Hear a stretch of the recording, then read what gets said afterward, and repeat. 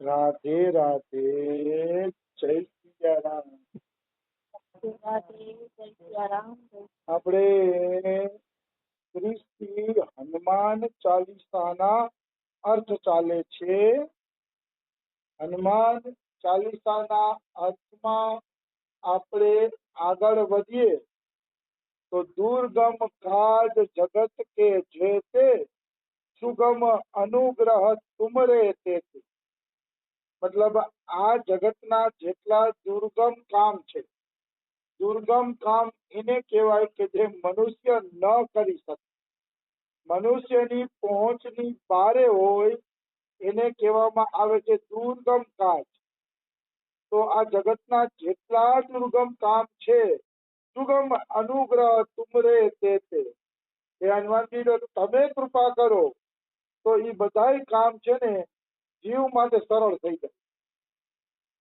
એમાં કોઈ એટલે કોઈ શંકા નથી.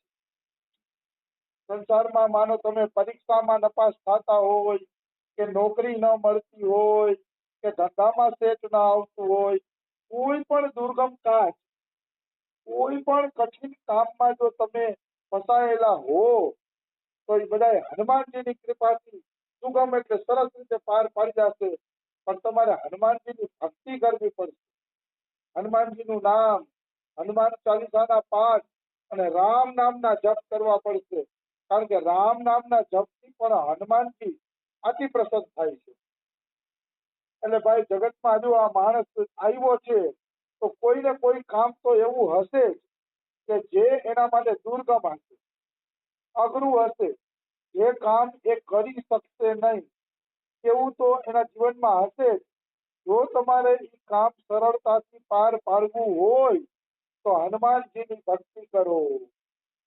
હનુમાનજીની ભક્તિથી એ કાર્ય બહુ જ ટૂંક સમયમાં અતિશય સરળ બની જશે. એમાં કોઈ એટલે કોઈ પણ પ્રકારની શંકા નથી. હવે લખ્યું છે કે મોટામાં મોટું દુર્ગમ કાર્ય શું છે? તો ગીતા પ્રેસ દ્વારા વ્યાખ્યા કરે છે કે સંસારમાં દુર્ગમમાં દુર્ગમ કામ છે જન્મ મરણના ચક્રમાંથી મુક્તિ મેળવવી. જન્મ મરણના ચક્કરમાંથી છૂટી જવું એ મોટામાં મોટું દુર્ગમ કામ છે. એનાથી મોટું દુર્ગમ કામ બીજું એકેય નથી. એ દુર્ગમ કામ ભગવાનની કૃપાથી સુલભ થઈ જાય. અવશ્ય જો ભગવાનની કૃપા થઈ તો એ કાર્ય અવશ્ય સુલભ થઈ જશે. આવી વસ્તુ છે.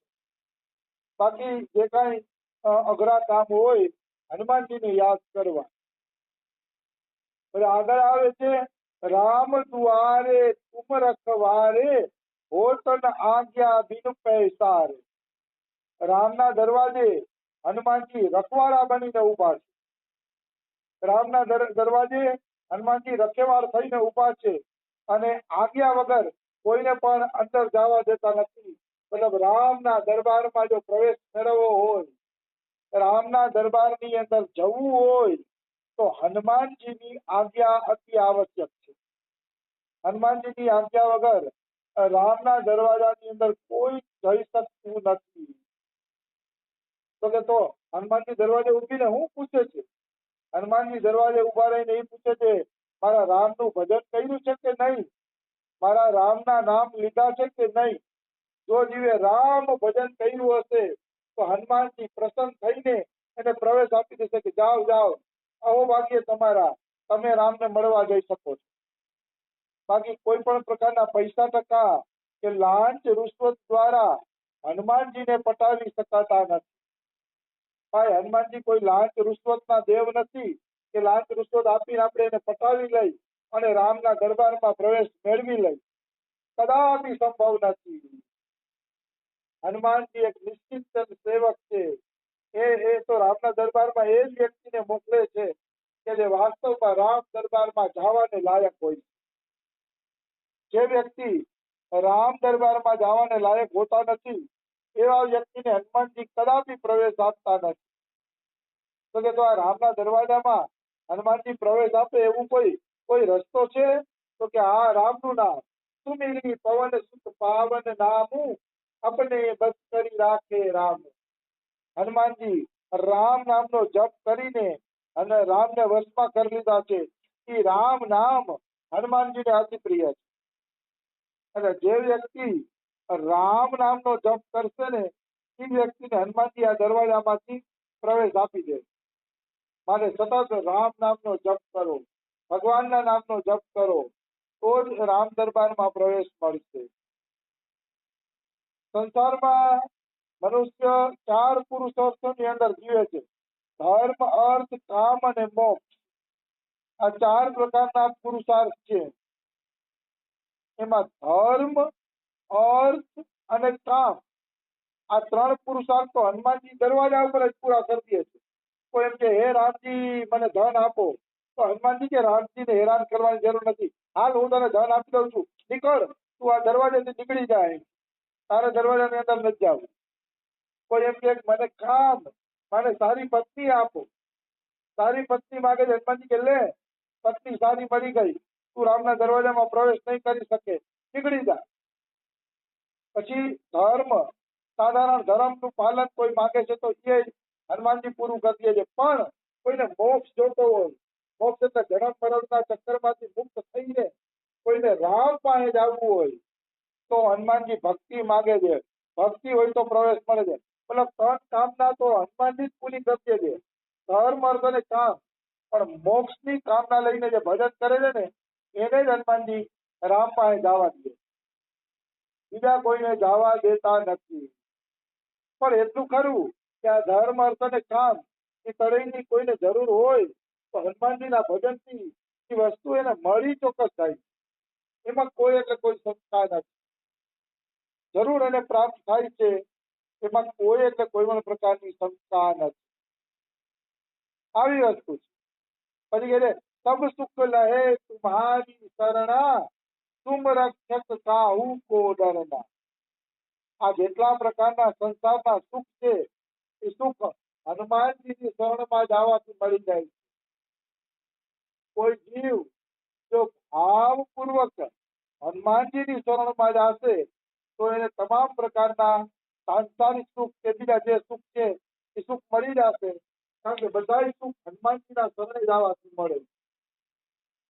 આવી વસ્તુ સાંસારિક સુખથી લઈને ભક્તિનું સુખ જોતું હોય, રામ દરબારમાં પ્રવેશ જોતો હોય, એ સુખ જોતું હોય તો એ બધા સુખ હનુમાનજી આપી શકે છે. એમાં કોઈ એટલે કોઈ પણ પ્રકારની શંકા નથી. અને તુમ રક્ષક કાહુ તો ડરના. હનુમાનજી રક્ષક હોય તો કોઈ દી કોઈનો ડર રાખવો જોઈએ નહીં. કોઈ દી કોઈનો ડર નહીં રાખવાનો. હનુમાનજી તમારી રક્ષા કરી લેશે. ગમે એવી મોટી મુસીબત આવશે, મોટા દુઃખો આવશે, કોઈ પણ આવશે તો હનુમાનજી તમારી રક્ષા કરી લેશે. નિશ્ચિત, એમાં કોઈ એટલે કોઈ પણ પ્રકારની શંકા નથી. તો કે હનુમાનજી કેવળ સંકટમાંથી રક્ષા કરે છે. તો હનુમાનજીની શરણ લેવાથી 3 પ્રકારના સંકટો છે: દૈહિક, દૈવિક, ભૌતિક. આ 3 પ્રકારના ભય છે જીવ. દૈહિક ભય એટલે શરીરમાં રોગ આવી ગયો, શરીર મરી જશે તો એ જે ભય છે દૈહિક ભય છે. દૈવિક ભય, દૈવિક એટલે દેવતાઓ તરફના ભય. પૂર છે, વાવાઝોડું છે, ભૂકંપ છે, દેવતાઓ તરફથી આવેલા ભય છે. અને ભૌતિક ભય, ભૌતિક એટલે ગાડી નથી, બંગલો નથી, રહેવા માટે મકાન નથી, ભૌતિક ભય. આ ત્રણેય ભય હનુમાનજીની શરણમાં લેવાથી સમાપ્ત થઈ જાય છે. મતલબ હનુમાનજીની શરણ લેશો તો સંસારનું ભૌતિક સુખ પણ મળશે, દૈવી આફતમાં હનુમાનજી રક્ષા કરશે અને દેહના સંકટ પણ હનુમાનજી દૂર કરશે. આ ત્રણેય સંકટમાંથી હનુમાનજી છોડાવે છે. અને હનુમાનજી રક્ષક હોય તો પછી આપણે ડરવાની કોઈ જરૂર નથી, પીવાની કોઈ જરૂર છે નહીં. આવી વસ્તુ છે. અને 3 પ્રકારના તાપ છે: આદિ દૈવિક, આદિ ભૌતિક અને આધ્યાત્મિક. આ 3 પ્રકારના તાપ છે. એ તાપમાંથી પણ હનુમાનજી રક્ષા કરે છે. એમાં કોઈ એટલે કોઈ પણ પ્રકારની શંકા નથી. દૈહિક, દૈવિક, ભૌતિક તાપા, રામ રાજ કાહુ નહીં વ્યાપા. જેના તને તાપમાંથી મુક્ત થવું હોય અને રામાયણની આ ચોપાઈ બોલવી જોઈએ. અને જ્યારે રામાયણની આ ચોપાઈ બોલે છે તો એ ત્રણેય તાપમાંથી મુક્ત થઈ જાય છે. દૈહિક દૈવિક ભૌતિક તાપા રામ રાજ કાહુ નહીં વ્યાપા. આવી વસ્તુ છે. તો ત્રણેય તાપમાંથી એ છે હનુમાનજી છે એ જીવને છોડાવે. હનુમાનજી સુખ નિધાન છે, બધું સુખ દેવા વાળા છે. અને જે રામની શરણમાં જાય છે એના ઉપર તો હનુમાનજી વિશેષ કૃપા કરે છે. કારણ કે હનુમાનજીની સૌથી વધુ પ્રસન્નતાનું કારણ એ છે કે જીવ રામજીની શરણમાં જાય. એ હનુમાનજીને અતિ ગમે છે, ખૂબ સરસ ગમે છે. એમાં કોઈ એટલે કોઈ શંકા નથી. પછી કે છે આપન તેજ સમહારો આપે, તીનો લોક હાંકતે કાપે. આપન તેજ સમારો આપે એટલે હનુમાનજી શક્તિ, પરાક્રમ, પ્રભાવ, પૌરુષ અને બળમાં એવા છે કે એના જેવા કોઈ નથી. એટલે પોતાની શક્તિને પોતે જ હાંચવી શકે છે. બીજા કોઈ હનુમાનજીની શક્તિને હાંચવી શકે નહીં. કારણ કે હનુમાનજી જેવા પરાક્રમી કોઈ હોવા તો જોઈએ ને. હોવે તો એ વસ્તુને હાંચવી શકે, નહીતર તો કોણ હાંચવી શકે? આવી વસ્તુ છે. એટલે આપણ તેજ સમારો આપે, તીનો લોક હાંકતે કાપે. ત્રણેય લોક હનુમાનજીની હાકલથી કાપે છે.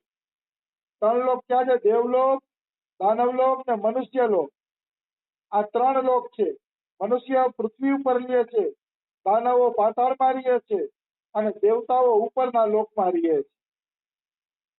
તો આ ત્રણેય વસ્તીઓ હનુમાનજીની હાકલથી કાપે છે. જો હનુમાનજી તમારા સાથમાં છે તો પાતાળ લોકના આસુરો તમારું કાંઈ બગાડી નહીં શકે. જો હનુમાનજી તમારી સાથે છે તો દેવતાઓથી નિર્ભય થઈ જાઓ. દેવતાઓ તમારો વાળ પણ વાંકો નહીં કરી શકે. નિશ્ચિત દેવતાઓ વાળ વાંકો કરી શકે એમ નથી. પણ હનુમાનજી તમારી સાથે હોવા જોઈએ. અને મનુષ્ય તો ક્યાંથી વાળ વાંકો કરી શકે? મનુષ્ય તો હનુમાનજીના દ્રશ્યથી ગભરાઈ જાય છે. હનુમાનજી વિકરાળ રૂપ ધારણ કરે તો મનુષ્ય ગભરાઈ જાય. તુલસીદાસજીના ચરિત્રમાં આવે છે, તુલસીદાસજીના ચરિત્રમાં કે એક શેઠિયો હતો ગામનો, અને એને ગામ લોકોની જમીન છે ને હડપ કરી લીધી. તો ગામવાળા બધા દુઃખી હતા કે શેઠિયાએ અમારી જમીન હડપ કરી લીધી છે, હવે અમે શું કરીએ? બધા તુલસીદાસના શરણમાં ગયા. તો તુલસીદાસે કીધું ભાઈ હું તો કઈ ચમત્કાર જાણતો નથી, પણ મારો હનુમાન ધારે તો તમારી રક્ષા કરી શકે. મારો હનુમાનજી જો સહાય કરે તો તમારી રક્ષા થઈ શકે. તો કે તો અમે હનુમાનજીની સહાયતા લેશું, પણ અમારે અમારી જમીનો પાછી જોઈશે. તો હનુમાનજીની સહાયતા લીધી. તો હનુમાનજીએ તુલસીદાસને બે વાળ આપ્યા, એક લાલ અને એક સફેદ. કીધું કે જો ઓલો જમીનદાર ન માને તો લાલ વાળનો ઘા કરજો એટલે અગ્નિ પ્રગટ થઈ જશે, અને જમીનદાર માની જાય તો સફેદ વાળનો ઘા કરજો એટલે અગ્નિ ઠંડી થઈ જશે. તો ગામના લોકો ક્યાં જમીનદાર પાસે કીધું કે અમારી જમીન પાછી આપી દો. જમીનદાર રોફ દેખાડવા માંડ્યો કે જમીનો પાછો મળે નહીં, કોઈ વસ્તુ આપેલી પાછી મળશે નહીં. તો ઓલા લોકોએ હનુમાનજીનો લાલ વાળ હતો ને ઘા કર્યો. ઘા કર્યો તો ઓલા શેઠિયાનું ઘર, મકાન, દુકાન, ખેતીવાડી બધું હડકવા માંડ્યું. એટલે શેઠિયાને ખબર પડી ગઈ કે આ તો કઈ ચમત્કાર કરીને આવ્યા છે. એટલે શેઠિયો માફી માંગવા માંડ્યો કે બધી જમીન આપી દઈશું, લગાને માફ કરી દઈશ, પણ તમે આ બધાને બળતું અટકાવો. એટલે ઓલા લોકો સફેદ વાળ ઘા કર્યો તો બધું બળતું અટકી ગયું. આમ હનુમાનજી આલોક અને પરલોકના અસુરોથી, મનુષ્યોથી, બધાના દુઃખમાંથી તમને છોડાવે છે. કોઈ પણ પ્રકારનું દુઃખ તમને અસર કરતું નથી. નિશ્ચિત અસર નથી કરતું, એમાં કોઈ એટલે કોઈ સત્તા નથી. પણ હનુમાનજીનો આશ્રય હોવો જોઈએ. અરે હનુમાનજી લંકામાંથી જો સીતાજીની ખોજ કરી આવતા હોય તો એ હનુમાનજી સાથે હોય તો સંસારી મનુષ્યની શું ઓકાત છે કે આપણે હેરાન કરી શકીએ? આવી વસ્તુ છે.